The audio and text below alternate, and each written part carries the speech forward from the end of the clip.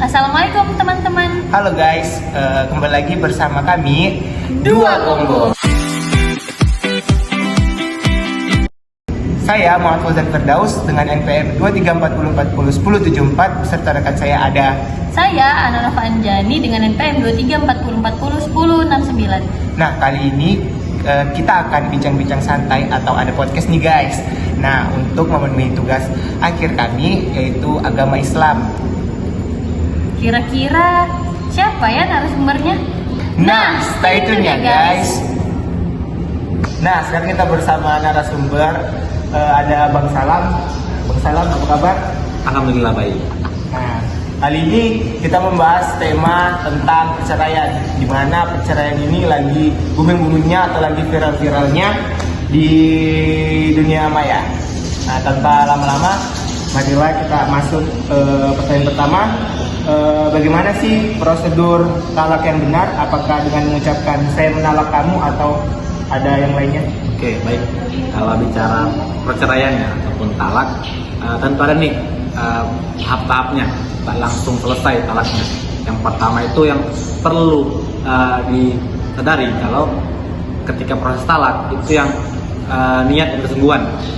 Jadi orang yang mau menalak ini tidak boleh dalam keadaan marah yang ekstrim atau dalam keadaan tidak sadar, artinya lagi mabuk atau di bawah obat berbahaya.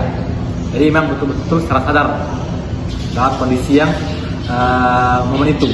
Kemudian di waktu yang tepat. Jadi talak ini tidak serta-merta tiap detik bisa. Jadi talak ini ada waktu yang tepatnya, yaitu yang terkenal dengan iddah, atau si perempuan ini yang mau ditalak itu dalam keadaan suci, tidak haid dan juga tidak nifas setelah melahirkan. Kemudian yang ketiga itu adalah proses pengucapan tadi yang teman-teman bilang, yaitu ucapannya adalah saya mentalak kamu atau saya menceraikan kamu.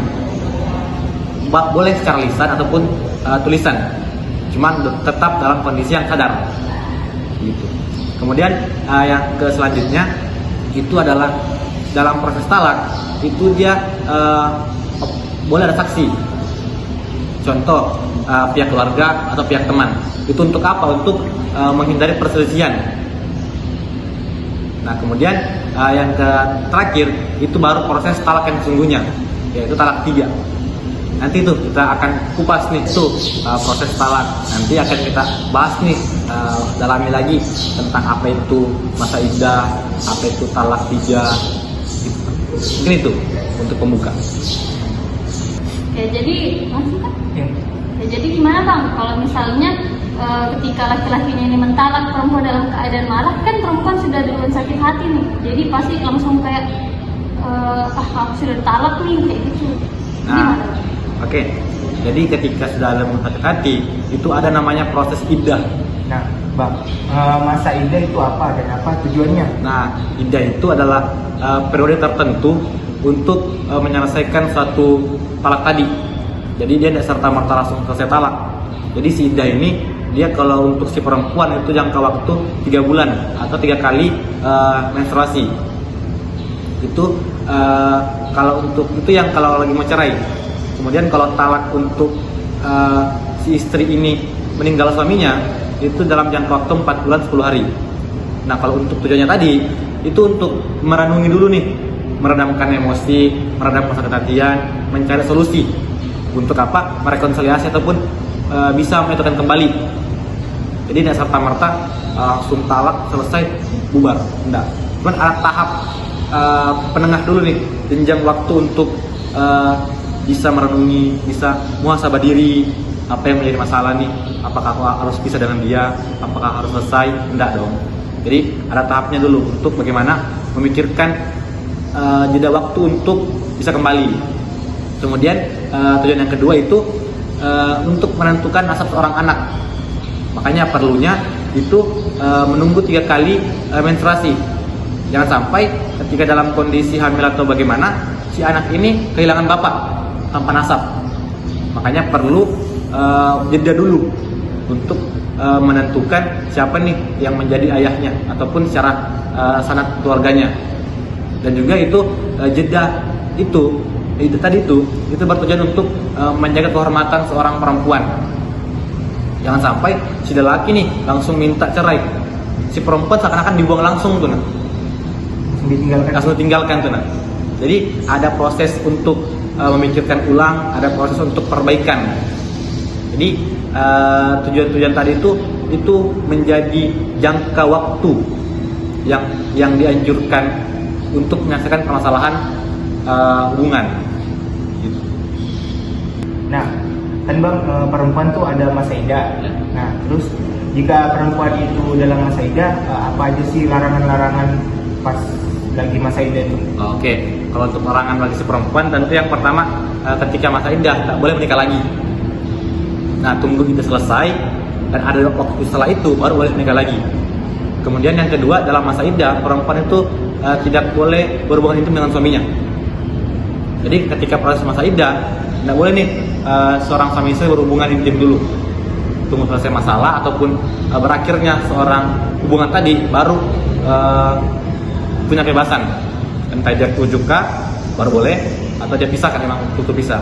Kemudian si perempuan tidak boleh keluar rumah tanpa unsur yang mendesak. Contoh, dia boleh keluar rumah ketika kerja, dia boleh keluar rumah ketika ada nih memang yang urgent dilakukan. Dia tidak boleh keluar rumah serta merta hanya mau rekreasi ataupun liburan. Kemudian yang terakhir, si perempuan tidak boleh menggunakan perhiasan-perhiasan ataupun pakaian hias. Itu untuk menjaga kehormatan lelaki. Jadi ada feedback nih. Jadi masa idah itu menghormati perempuan, si perempuan pun punya tugas tanggung jawab untuk menghormati laki-laki. Nah, itu larangan-larangan yang ketika idah untuk seorang perempuan tadi. Jadi tidak bisa sebebasnya untuk menjalani kehidupan ketika masa idah tadi.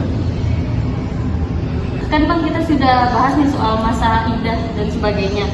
Selanjutnya bagaimana hak-hak istri itu setelah perceraian? Oke, ini yang penting nih dan memang harus dipikirkan secara merata ataupun meningkatkan keadilan. Hak istri ketika setelah perceraian itu yang pertama adalah membagi harta bersama. Jadi dasar serta-merta semua yang dimiliki di awal kekeluargaan tadi tidak bersama si perempuan semua atau si laki-laki semua. Jadi ada pembagian yang mana menjadi punyamu, dan dalam pembagian tadi itu juga harus adil dong. Tidak boleh ada yang dirugikan, ada yang diuntungkan. Karena ini bukan tentang soal jual beli, tapi soal pembagian keseimbangan. Kemudian ini yang paling sering nih jadi yang tadi si Pojan singgung, seringnya perceraian, hak asuh anak. Yang ketika perceraian ini akan ada anak yang broken home, akan ada anak yang kehilangan hak asuhnya, kehilangan peran orang tuanya. Makanya dalam proses perceraian ketika selesai, hak asuh anak itu menjadi penting untuk dibicarakan. Anak yang mana yang ikut ayahnya kah, atau yang mana ikut bapaknya kah, ibunya kah, atau semua ke ibunya, semua ke bapaknya. Dan itu harus dibicarakan nih. Dan kesepakatan antara anak dan juga orang tua. Jadi serta-merta langsung mengambil anaknya, ini anakku nih, enggak. Jadi hak asuh anak itu penting untuk dilakukan. Kemudian nafkah ini menjadi opsional. Ketika si istri punya nafkah yang lebih atau kerja yang lebih gajinya, si istri boleh menafkahi suaminya. Pun sama kebalikannya, si mantan suami pun bisa menafkahi mantan istrinya. Begitu. Kemudian yang terpaling penting itu adalah jaminan hak ekonomi, pada tempat tinggal tadi yang contoh ketika cerai nih, tapi kecil anaknya perlu jaminan susu atau pampers dan semacamnya. Jadi juga memang ada beberapa hak yang harus dipunya orang seorang istri. Dan serta-merta ketika sudah cerai langsung putus semuanya tanpa ada lagi ikatan. Gitu.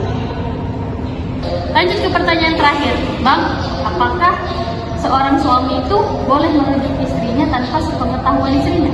Oke, kalau bicara boleh atau tidak boleh, itu bagi dua.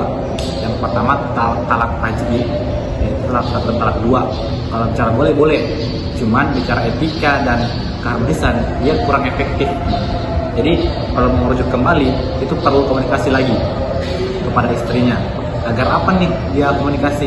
ya biar kedepannya si hubungan pasangan suami istri ini akan harmonis kembali, sehingga ada lagi nih yang akan terjadi perselisihan ataupun pertalakan.